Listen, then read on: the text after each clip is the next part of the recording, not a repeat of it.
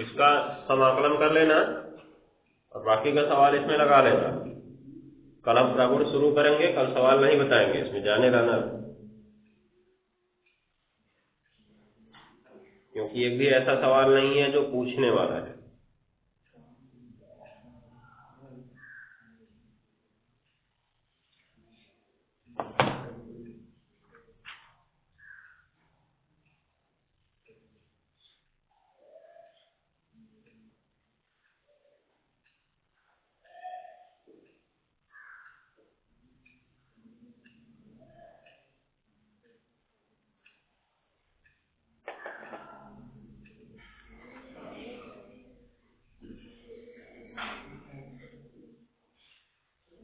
चलो ध्यान दो,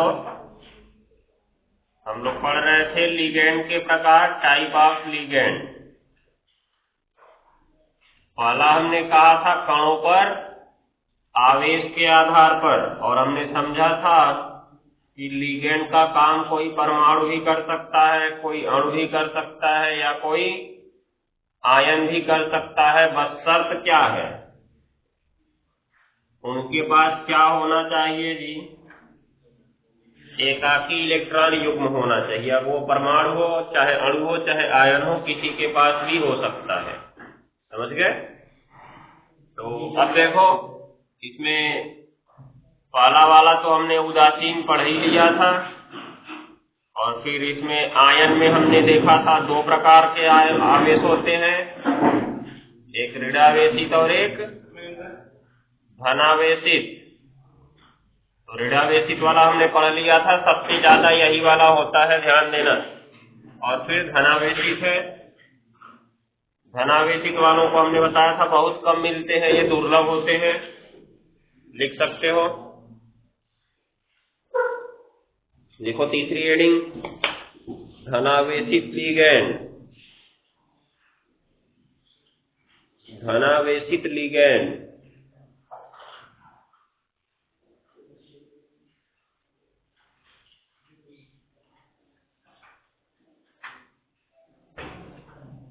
धनावेशित लिगैंड, देखो ये दुर्लभ होते हैं,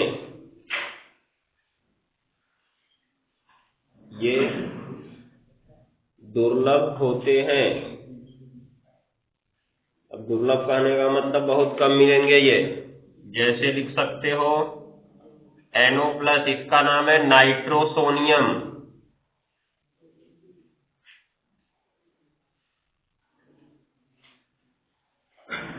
और फिर दूसरा है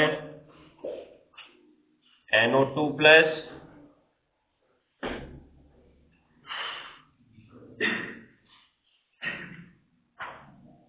NO2+,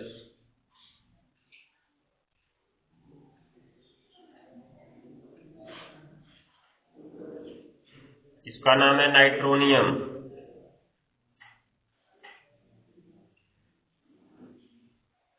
नोट कर सकते हो, हेडिंग था धनावेशित लिगैंड।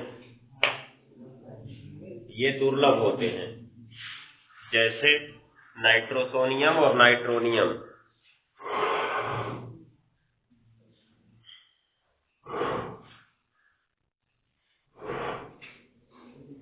हो गया?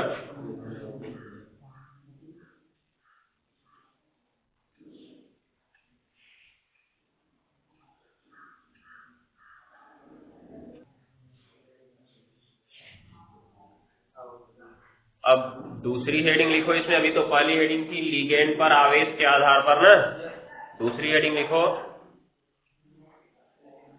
लिगैंड की संयोजकता। लिगैंड की संयोजकता,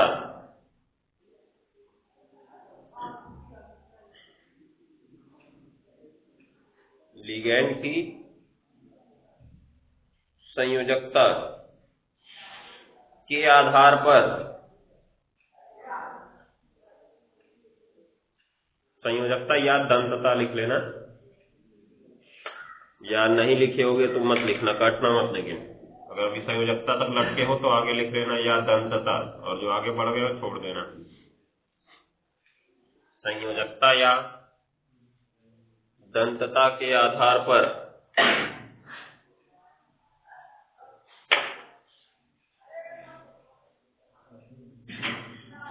हो गया। तो लिखो कोई लिगेंड, ये वाला इंपॉर्टेंट हेडिंग है, ध्यान दिए रहना। कोई लिगेंड हो गया।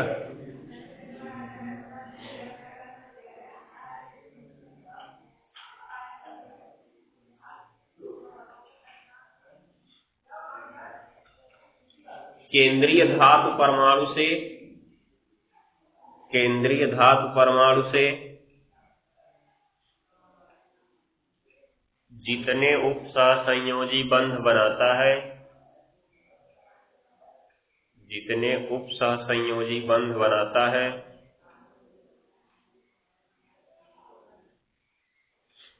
जितने उपसहसंयोजी बंध बनाता है,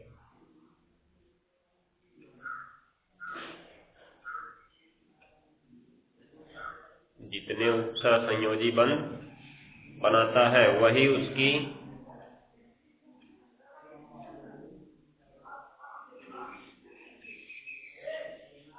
उसकी संयोजकता या दंतता कहलाती है। वही उसकी संयोजकता या दंतता कहलाती है।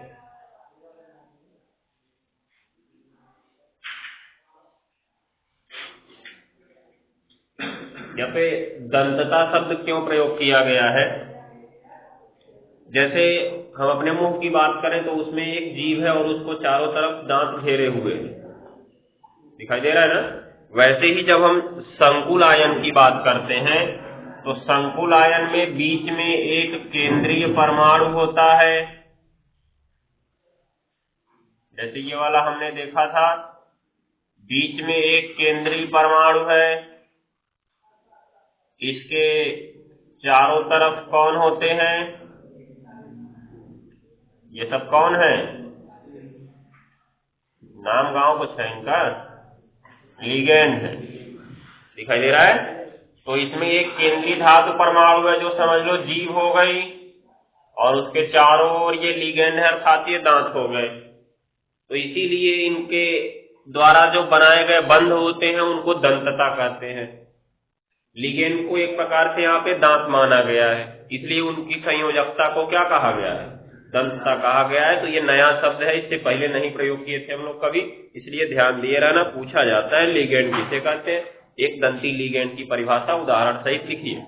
चाहे द्विदंती, एक दंती तो पूछता नहीं है क्योंकि सबको पता है कि एक दंती आसानी से बता सकते हो। द्विदंती से उदाहरण थोड़े बड़े होने लगते हैं, द्विदंती से उदाहरण बड़े होने लगते हैं, इसलिए द्विदंती त्रिदंती का परिभाषा उदाहरण सहित पूछा गया है। तो याद रखे रहना इस बात को। नहीं लिखना नहीं है, कहां तक लिखे इसमें? संयोजकता या दंतता कहलाती है। बस चलो आगे लिखना। दंतता के आधार पर लिगेंड निम्न प्रकार के होते हैं। दंतता के आधार पर लिगेंड निम्न प्रकार के होते हैं।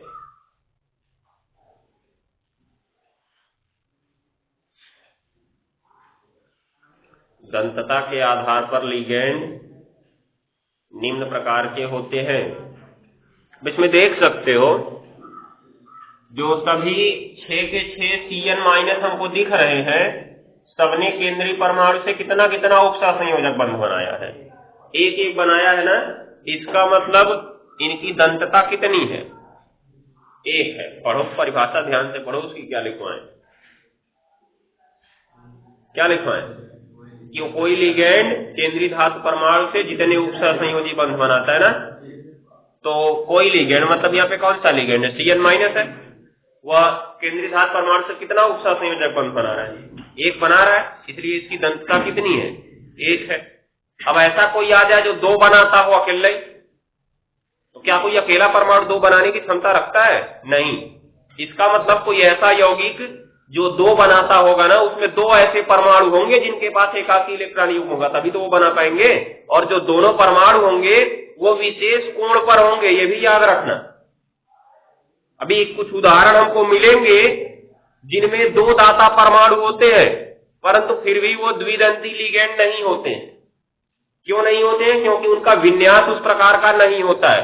अब यहाँ पे ये सोचने वाली बात है, ये जो Fe के चारों तरफ तीर दिख रही है ना, ये Cn के आने से नहीं बनी हुई। Fe की व्यवस्था पहले ही इस प्रकार से थी और Cn उन रास्तों पर आकर जुड़ गए हैं। समझ गए? ये चीज को ध्यान देना।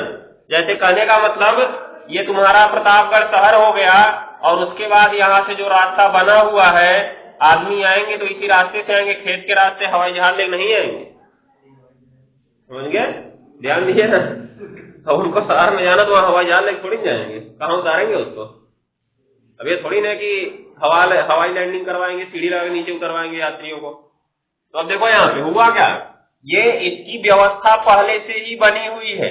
Cn को आना है, उसी रास्ते से आएंगे तभी उससे जुड़ सकते हैं। कहने का मतलब अगर ये तुम्हारी प्रतापगढ़ सिटी है, तुम जाना चाहते हो, इन रास्तों से जाओगे तभी वहां पहुंच सकते हो। यहाँ से क्या कहीं खेत में चले गए, कहीं नहर में पहुंच जाओगे। समझ गए? तो ध्यान दिए रहना इस बात को। जैसे एक सिंपल तरीका देखो, कक्षा 11 में संकरण पढ़े थे ना तुम लोग, तो संकरण में हमने पढ़ा था संकरण के आधार पर अणु की ज्यामिति की व्याख्या की जाती है। और संकरण में हम और किसी की चर्चा नहीं करते हैं, हम CH4 की चर्चा करते हैं जो तुम कक्षा 10 से ही पढ़ते आ रहे हो। CH4 अर्थात मेथेन। कहते हो मेथेन की संरचना चतुष्फलकीय होती है और इसमें बंध कोण 109 कितना मिनट होता है? 109 28 मिनट। तो क्या उसमें जो कार्बन का बंध बना है वो हाइड्रोजन के आने से इस प्रकार से बना है? कहने का मतलब कि हाइड्रोजन आए, कहे नहीं हम ऐसे जुड़ेंगे तुम जुड़ जाओ? नहीं, अरे वो तो कहता कि नहीं तुम ऐसे भी तो जुड़ जाओ, ऐसे भी तो वो जोड़ सकता था। दिखाई दे रहा है? ध्यान दिए ना, यहाँ पे हाइड्रोजन ही नहीं कुछ भी ले आ दो, Cl ले आ दो, तब भी संरचना ऐसी ही रहने वाली है। समझ गए? इस चीज को ध्यान में रखना। निष्कर्ष क्या निकल रहा है? इन परमाणुओं पर कार्बन की ज्यामिति नहीं निर्भर कर रही है। कार्बन की ज्यामिति पहले से ही निश्चित है कि हमको बनना इसी तरह से। तुम अगर उस रास्ते से आए तभी हमसे जुड़ पाओगे, अन्यथा जुड़ नहीं पाओगे। तो वही चीज इनके साथ है कि Fe का जो संरचना है पहले से ही ऐसी फिक्स है, मतलब Fe इस तरह से पहले से ही फिक्स है। दिख रहा है? अब जो आया अगर इस रास्ते से आया तभी जुड़ पाएगा, अगर यहां से आ गया तब नहीं जुड़ पाएगा। समझ गए? अब क्या हुआ यहाँ पे, अगर कोई मान लो आ गया, जैसे हम चर्चा करते हैं NO2 की, NO2, तो इसमें जो तुम्हारा होता है संरचना बनाओगे नाइट्रोजन, NO2 पे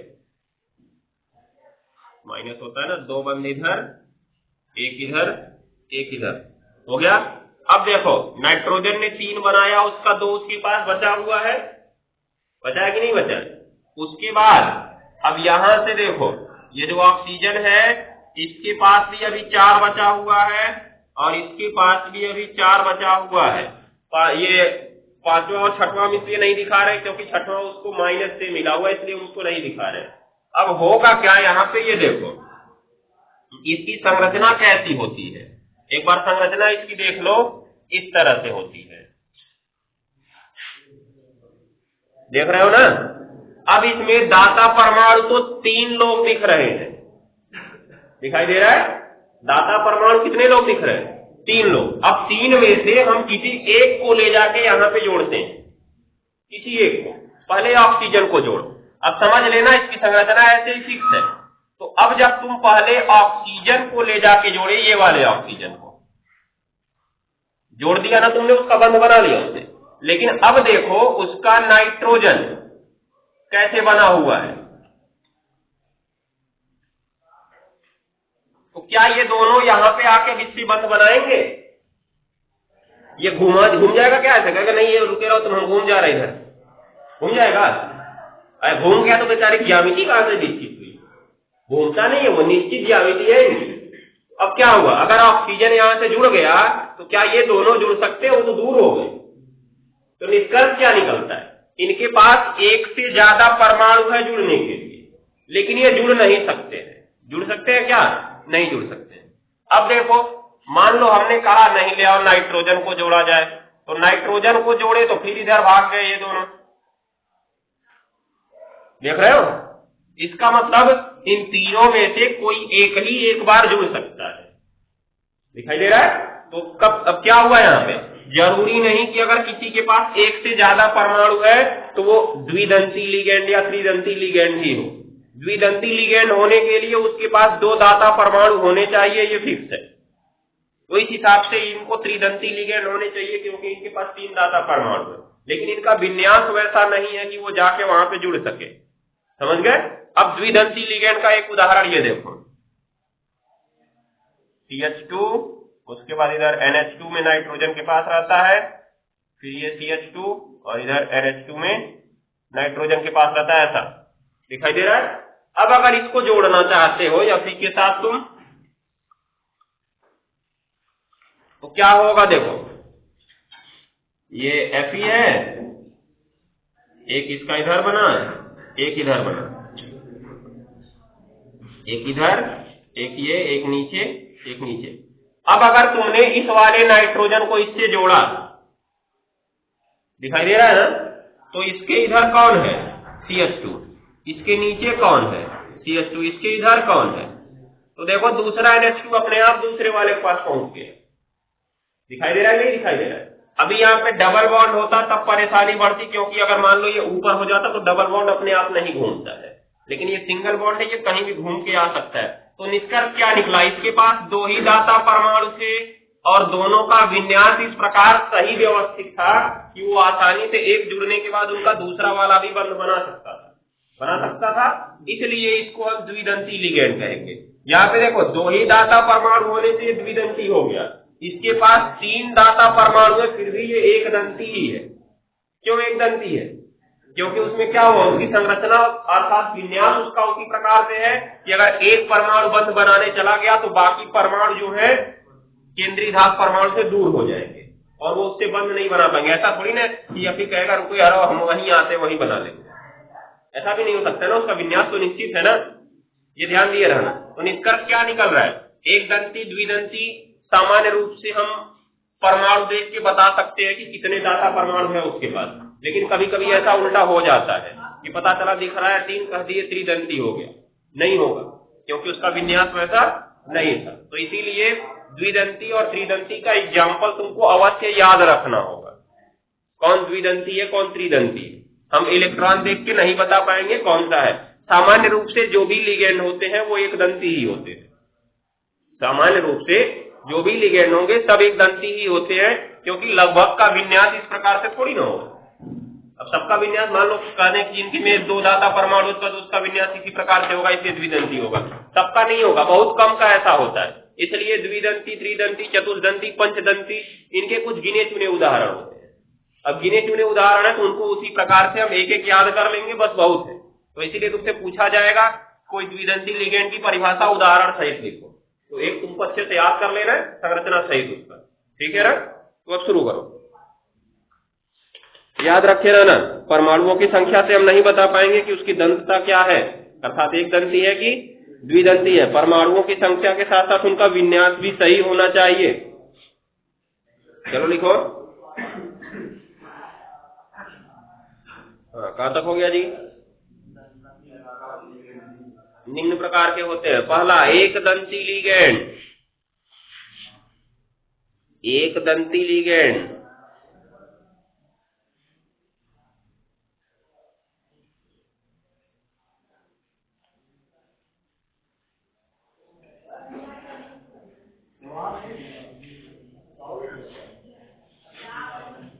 एक दंती लिगेंड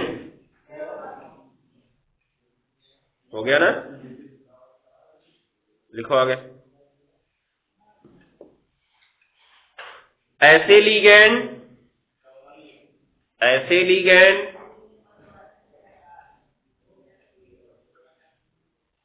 हो गया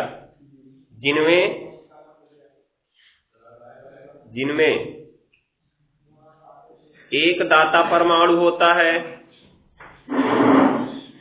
जिनमें एक दाता परमाणु होता है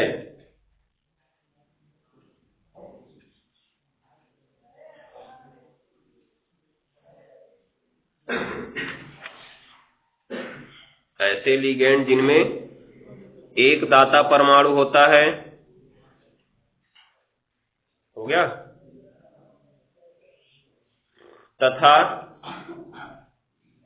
तथा ये केंद्रीय धातु परमाणु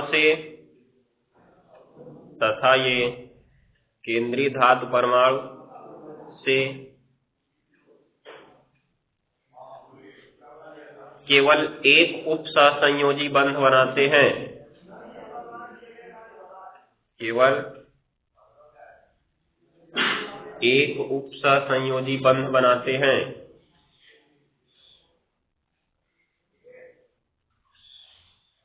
केवल एक उपसहसंयोजी बंध बनाते हैं,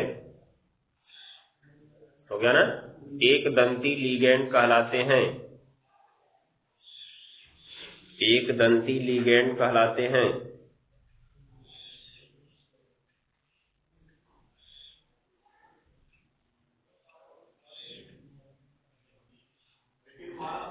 हो गया ना, आगे लिखे ना, ये सामान्यतया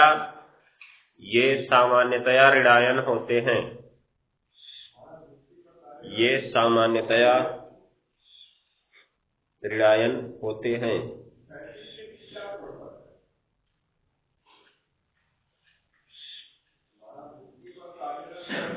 ये सामान्यतया ऋणायन होते हैं। हो गया ना, चलो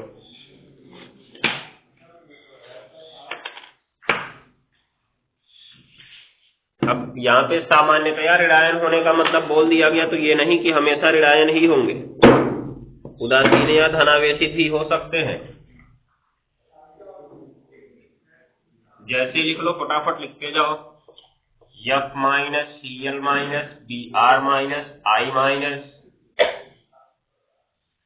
क्योंकि इनके पास बाहरी कोश में कितने कितने इलेक्ट्रॉन होते हैं जी?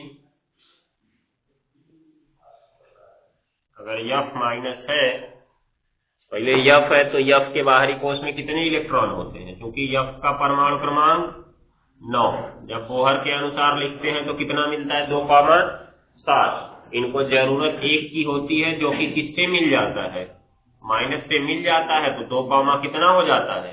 8 हो जाता है। अष्टक इनका पूरा हो जाता है, अस्थाई भी है। तो हमने कहा था ना, लिगेंड वही होंगे जिनका अष्टक पूरा होगा और उनके पास एकाकी इलेक्ट्रॉन युग्म होगा। तो F के पास पहले से ही कितने इलेक्ट्रॉन थे? कितने इलेक्ट्रॉन थे जी? 7 थे, और एक 8वां ऋणावेश के रूप में मिल गया था इनको।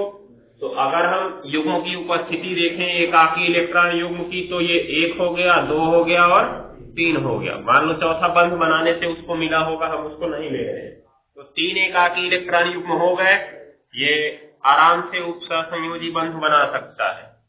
तो इसके पास 3 एकाकी इलेक्ट्रॉन युग्म है, इसका मतलब ये केंद्रीय धातु परमाणु से 3 उपसहसंयोजी बंध बना सकता है। इसके पास 3 एकाकी इलेक्ट्रॉन युग्म है, इसका मतलब ये केंद्रीय धातु परमाणु से 3 उपसहसंयोजी बंध बना सकता है। बनाएगा नहीं, क्यों?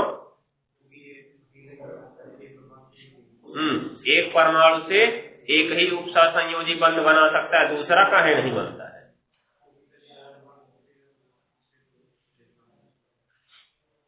दूसरा इसलिए नहीं बनाएगा क्योंकि अगर 2 उपसहसंयोजी बंध बना लिए तो एक ही परमाणु के 4 इलेक्ट्रॉन साझे में चले जाएंगे, और अगर बंध टूटा तो चारों इलेक्ट्रॉन किसी एक के ही पास जाएंगे। समझ गए? और पता चला कि वो अधिक विद्युत ऋणाय वाले से जुड़ा हुआ है, तो इलेक्ट्रॉन उसके पास पहुंच गए, तो इसके ऊपर 4 धनावेश आ जाएगा, जो आज तक संभव नहीं हुआ। 3 ही धनावेश तक तो संभव हुआ है ना। और कोई एक ही परमाणु का 4 इलेक्ट्रॉन साझे में कैसे जा सकता है? हमने बंध तो एकल बंध, द्विबंध और त्रिबंध ही पढ़ा है, ठीक है। इसलिए चतुर्बंध जैसी कोई संभावना नहीं होती है, इसलिए अकेला किसी से 2 ठो नहीं बनाएगा, मतलब दूसरा नहीं बनाएगा, भले इसके पास 3 को दिख रहे हैं। इसकी चर्चा हो चुकी थी। तो अब इसके पास देखो इलेक्ट्रॉन युग्म है, आसानी से बना सकता है। ऐसे ही तुम्हारा Cl माइनस का हो जाएगा, क्योंकि Cl भी तो इसी वर्ग का है ना, दिखाई दे रहा है। ब्रोमाइड का भी हो जाएगा, आयोडाइड का भी हो जाएगा, होगा। आगे लिखते चलो, कॉमा लगाओ। NH3, NH3 में नाइट्रोजन पर होता है Cn माइनस, इसमें N पर होता है, और उसके बाद तुम्हारा CO, इसमें ऑक्सीजन पर होता है, CO2, इसमें भी ऑक्सीजन पर होगा। उसके बाद तुम्हारा आता है NO2, इसमें दोनों पर होता है, कोई भी बना सकते हैं, लेकिन बनाएगा एक का ही। विन्यास अभी दिखाया ना हमने पीछे, हो गया। और लिखना चाहो तो और लिख लो, कॉमा लगा के। OH minus, capital O capital H, उसके ऊपर माइनस, हाइड्रोक्साइड आयन, O के ऊपर 2 माइनस, मतलब ऑक्साइड आयन, फिर NO2 के ऊपर माइनस, NO2 के ऊपर माइनस, अब NO2 भी है, NO2 के ऊपर माइनस भी है, हो गया ना। फिर comma NO, NO, comma SO4 पे 2 माइनस, SO4 पे 2 माइनस, फिर SCN पे माइनस, SCN पे माइनस, हो गया। NO पे प्लस, NO2 पे प्लस,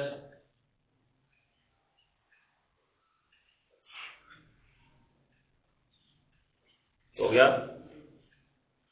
NO3 पे माइनस लिखे हो, NO3 पे माइनस लिख लो इसको भी, और ये लिख रहे हैं ना CH3COO पे माइनस,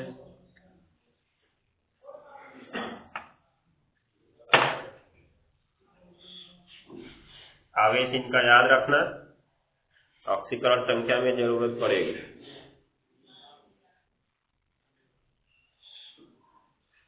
अब दूसरा नंबर हेडिंग लिखो, द्विदंती लिगैंड, द्विदंती लिगैंड, द्विदंती लिगैंड, ऐसे लिगैंड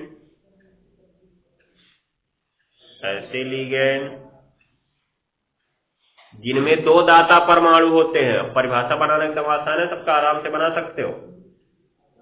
ऐसे लिगैंड जिनमें 2 दाता परमाणु होते हैं तथा वे एक ही केंद्रीय परमाणु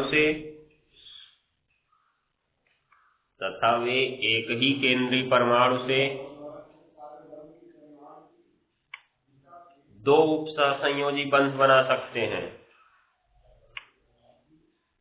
एक ही केंद्रीय परमाणु से 2 उपसहसंयोजी बंध बना सकते हैं।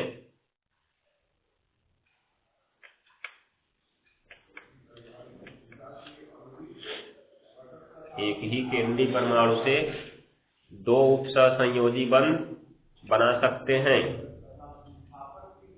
हो गया ना, क्या बोले शुरू से? हाँ, द्विदंती लिगैंड कहलाते हैं, द्विदंती लिगैंड कहलाते हैं, द्विदंती लिगैंड कहलाते हैं। जैसे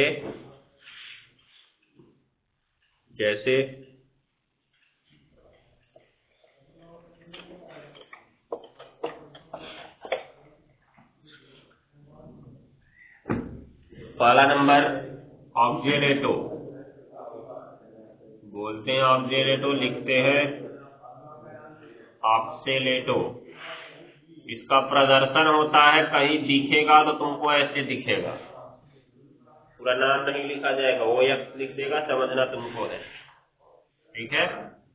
ऑक्स माने बैल मत समझ लेना, लिखा गया था। संरचना इसकी कैसे होती है? ऑक्सीलेटो, बोलते हैं ऑक्जेलेटो। अच्छा लो, प्लेटो बना दिए इसको। सूत्र होता है इसका C2O4 पे 2-, ठीक है ना।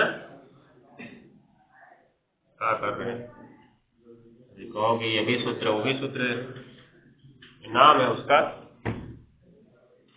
सूत्र है इसका C2O4 पे 2-। संरचना इसकी कैसे बनती है?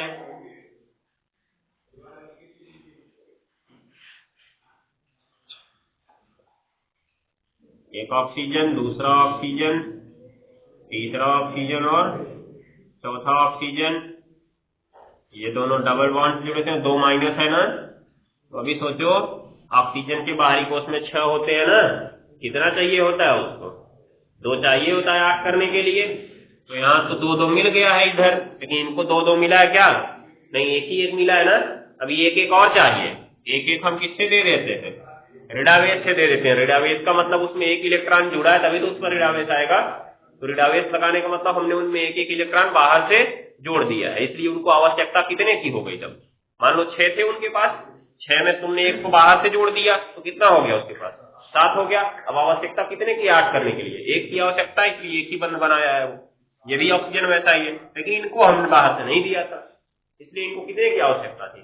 2 की, और इन्होंने 2-2 बंध अपना बनाया हुआ है। अब इसमें देख रहे हो कि इनकी व्यवस्था उस प्रकार से है ना, जैसे भी पिछला वाला एग्जाम्पल दिखाया, इसमें ये वाला जुड़ जाएगा, इसमें ये वाला जुड़ जाएगा, हो जाएगा। चाहे इधर वाला जुड़ सकता है, दोनों में से कोई भी जुड़ सकते हैं, ठीक है। तो लिख सकते हो अब, सामान्य रूप से ऋणावेशी भाग ही जुड़ता है, इसे कुछ भी कर सकते हो। पहला वाला ऑक्सीलेटो हो गया, बना लो इसको फटाक से। दूसरा नंबर है एथिलीन डाइएमीन।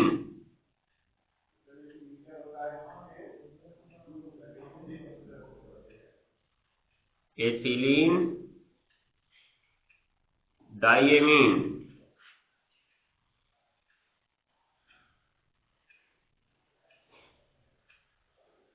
इसको प्रदर्शित करते हैं EN से। EN दिख सकता है कहीं पे तुमको? कहीं पे क्या? सवाल में EN ही दिखेगा हमें। संरचना इसकी इस प्रकार से होती है,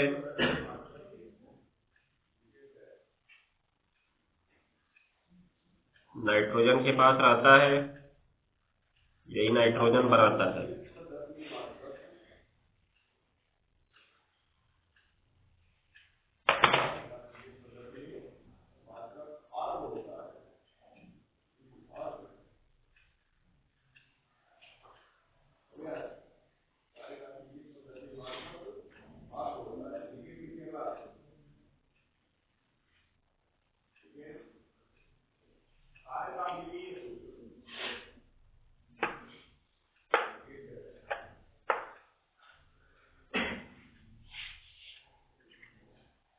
हो गया?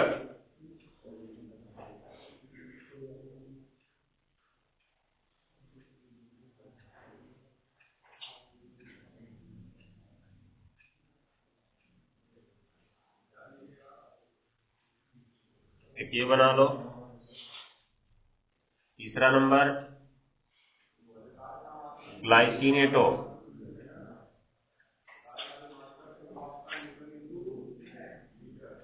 इसको प्रदर्शित करते हैं GLY से। इसका जो संरचना है वो किस प्रकार की है? CH2 इसके पास रहता है,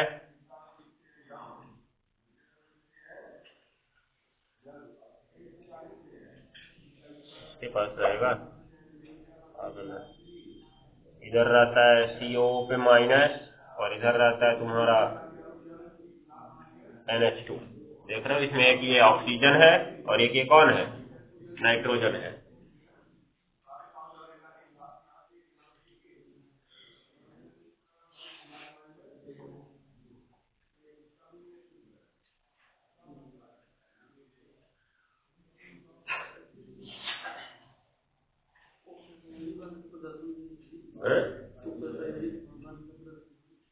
इनमें कहाँ उत्सर्ग संयोजी बंध होगा, ये लिगेंड है ना। अब ये जाएंगे केंद्रीय धातु परमाणु जुड़ेंगे तब तो बनाएंगे। पढ़ो।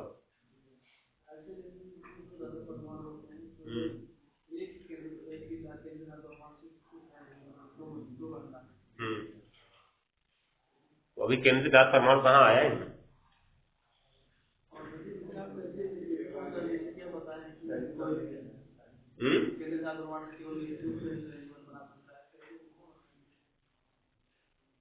बात रवि समझाया क्या क्या होता है? ये ऐसी है, इसकी संरचना निश्चित है, दिखाई दे रहा है। इसका पहला ऑक्सीजन गया, इससे बनाया यहाँ पे, दिखाई दे रहा है। तो इसका दूसरा ऑक्सीजन आ गया यहाँ बनाने के लिए, दिखाई दे रहा है। वहां हमने बताया था एक परमाणु एक केंद्रीय धातु परमाणु से एक ही बनाएगा। दो परमाणु में तो दोनों लोग बना ही सकते हैं, उनकी संरचना सही होनी चाहिए। पहला यहाँ है तो दूसरा यहाँ है, दोनों आसानी से बना रहे। वही तो परिभाषा में लिखवा गया। अभी केंद्रीय धातु परमाणु आया कहाँ की उत्सर्ग संयोजी बंध दिखाएंगे। इसमें ध्यान से पढ़ो क्या कहा गया है। इनमें दो दाता परमाणु होते हैं, देख रहे हो, इनमें दो दाता परमाणु होते हैं, मतलब दोनों परमाणु अलग होते हैं। एक पहला परमाणु एक दूसरा परमाणु। तो एक परमाणु एक बना सकता है ना, दूसरा परमाणु भी तो एक बना सकता है, नहीं बना सकता है। इसको इससे कौन सा मतलब ये बनाए ना बनाए। वैसा थोड़ी है दो लोग वैसे तुम दो रोटी खा ले तो उसको दो रोटी मिल जाए, ठीक है ना। दोनों को ध्यान देना है, इसीलिए उसमें स्पष्ट लिखवाया गया कि दो दाता परमाणु होते हैं और एक ही केंद्रीय धातु परमाणु से कितना उपसर्ग संयोजी बंध बना सकते हैं, दो उपसर्ग संयोजी बंध बना सकते हैं। इसलिए तो चर्चा पहले ही कर लिए थे।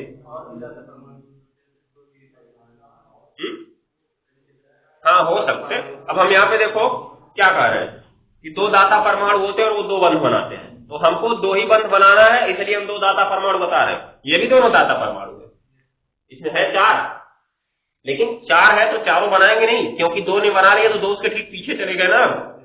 अब यह भी थोड़ी कहेगा कि रुको हम उधर से रस्सी लगा भेज रहे तुम जोड़ रहे इधर, ऐसा तो होगा नहीं। फिक्स हो गया, दो ही बनाएंगे। तो अब यहाँ पे हम परिभाषा में वही पढ़ेंगे कि जितना वो बंध बनाएगा, उसके पास दो हो तीन हो चार हो उससे हमसे मतलब नहीं है। जैसे उसमें देखो हमने NO2 पे ये वाला दिखाया था ना, NO2 वाला, NO2 इसमें तीनों परमाणु दिखाया था ना, दे सकते हैं, लेकिन उनका विन्यास वैसा नहीं था।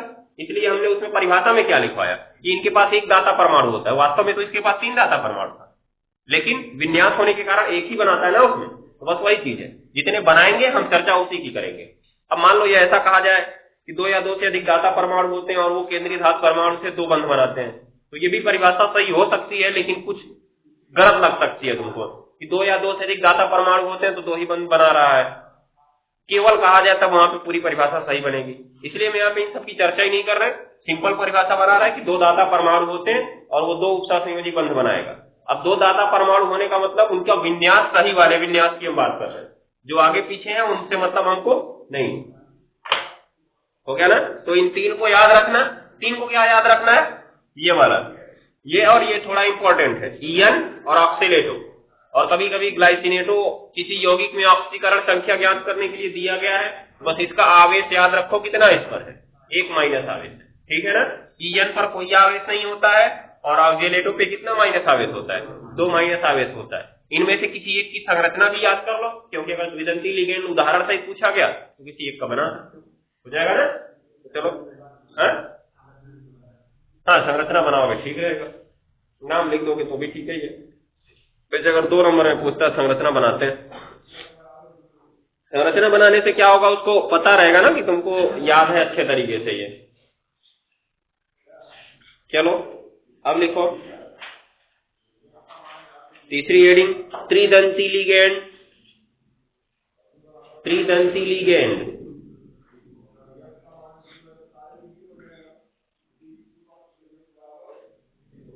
त्रिदंती लिगेंड, त्रिदंती, अब इसको 3 दांत रहेगा, हो गया ना। ऐसे लिगेंड जिनमें 3 दाता परमाणु होते हैं, अब 3 से अधिक भी हो सकते हैं, व्यवस्था उनकी वैसी होनी चाहिए। ऐसे लिगेंड जिनमें 3 दाता परमाणु होते हैं,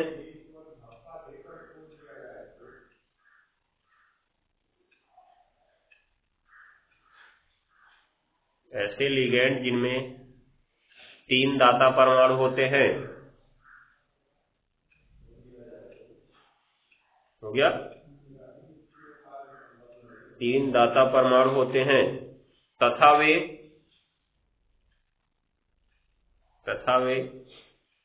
एक केंद्रीय धातु परमाणु से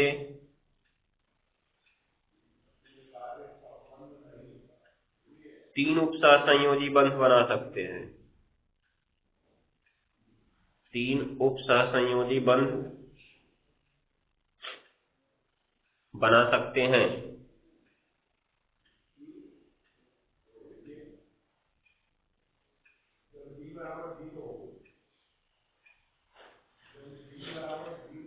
तीन उपसहसंयोजी बंध बना सकते हैं। हो गया।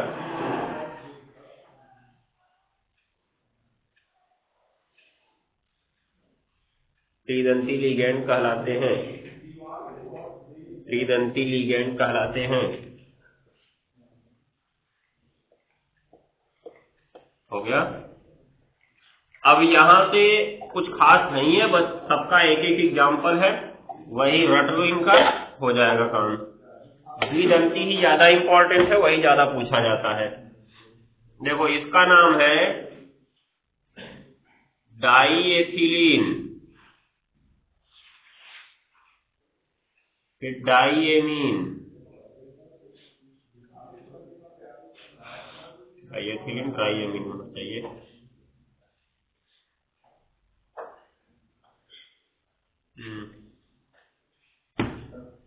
डाईएथिलीन ट्राईएमीन कहने का मतलब एथिलीन समूह 2 ठो रहेगा और एमीन समूह कई ठो रहेगा, 3 ठो। एथिलीन समूह कहते किसको है? CH2 डबल बॉन्ड CH2 को तुम एथिलीन कहते हो ना, CH2 डबल बॉन्ड CH2 को एथिलीन कहते, 10 में पढ़ा हो। तो इसका एक बंध अगर मिटा दे तो इसके एक एक बंध खुल जाते हैं ना इधर उधर जुड़ने के लिए, दिखाई दे रहा है। तो ये पहला एथिलीन समूह हो गया और ये दूसरा एथिलीन समूह हो गया, देख रहे हो। अब इनसे ट्राईएमीन जोड़ना है, मतलब 3 एमीन समूह जोड़ना है।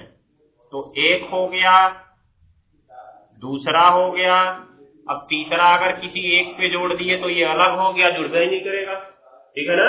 इसलिए ऐसा करना है कि तीसरा एमीन इन दोनों से जुड़े। कैसे जुड़ सकता है? नाइट्रोजन तो 3 ही बंध बनाता है ना, नाइट्रोजन 3 ही बंध बनाता है।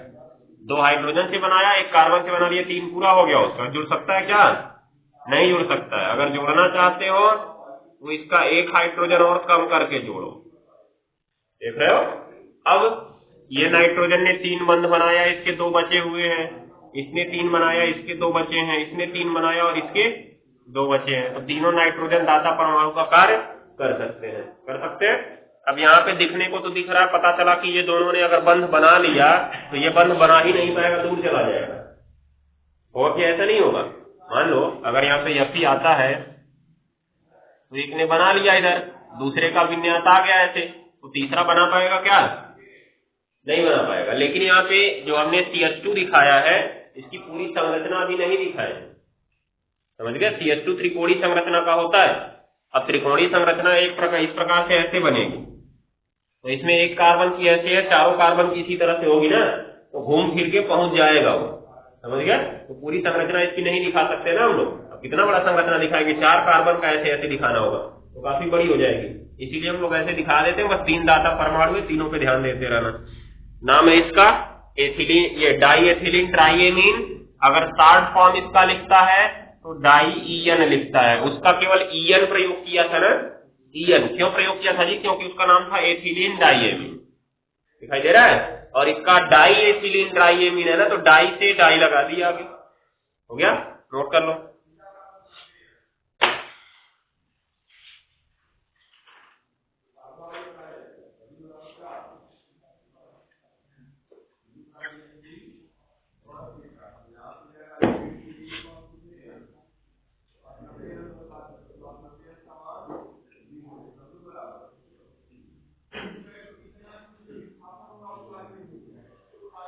अगला लिख लो, चतुष्दंती लिगैंड, चतुष्दंती लिगैंड, आगे लिख लेना। इनमें 4 दाता परमाणु होते हैं, इनमें 4 दाता परमाणु होते हैं।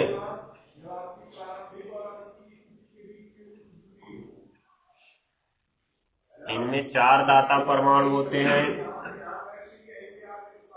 हो गया ना। जो केंद्रीय धातु परमाणु से, जो केंद्रीय धातु परमाणु से 4 स्थान पर जुड़ सकते हैं। अब इतना छोटा लिख लो, क्या लिखोगे बड़ा। जो केंद्रीय धातु परमाणु से 4 स्थान पर जुड़ सकते हैं।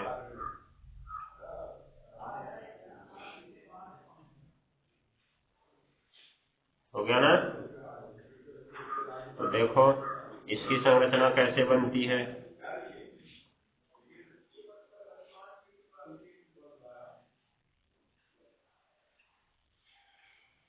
कहा गया ट्राई एथिलीन, तो एथिलीन समूह 3 ठो है, एक पहला वाला, एक दूसरा और एक तीसरा, दिख रहा है ना।